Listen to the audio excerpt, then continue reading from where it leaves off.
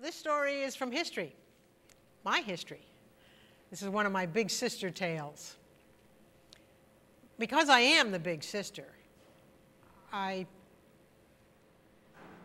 7 years older than Linda, that's her name, and as I said, I always had to be right, and I always had to know all the facts. But there were 7 years when I was an only child, and during that time, I really wanted a sibling. I didn't care if it was a boy or a girl, and so I kept asking, you know, Santa Claus or Mom and Dad, whatever, if we could have a baby. And eventually, the baby did come along, and I thought it was because I had asked. And I was really pleased. I thought I would teach this little bundle a lot because I was the big sister. But as she grew older, I began to find out that there were things that she could teach me. I wasn't expecting that. So one night at dinner, the big sister, myself, was talking with my father very seriously, maybe something I'd done at school. So I was about 11, and would make Linda 4. And my mother was still at the oven, getting the dinner for the table. And that's when I learned that my little sister did not like being ignored. And so she started singing. Itsy bitsy spider went up the water spout. And I looked at her, and my father looked at her, and we gave a little smile. And my mother said, there will be no singing at the table. You had to know my mother, because sometimes she was kidding, and sometimes she was serious, and it would be the same face. But I looked at her, and I figured, well, this is one of Mom's rules. Okay. So I went back and started talking to Dad.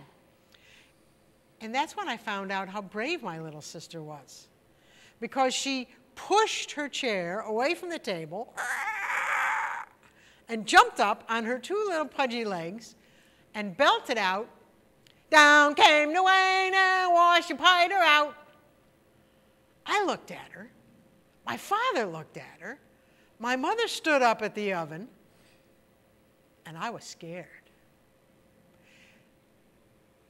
Not only was I scared, my father was a little apprehensive. She didn't have enough sense to be scared. She had a smile on her from ear to ear. Out came the dawn and dried up all the rain. And looked at my father, who was starting to cough into his napkin, and my mother, who was now facing the table.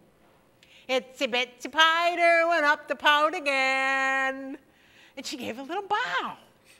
I go, oh man, she's done for. It's been nice having her in the family, but she's gone.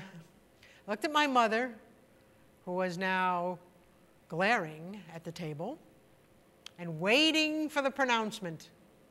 My sister pulled her chair up to the table, but didn't sit down yet. And my mother said, if you're quite finished, sit down and we will have supper. I couldn't believe it.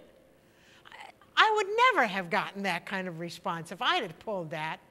And that's when I learned that little sisters can get away with a lot more than big sisters ever could.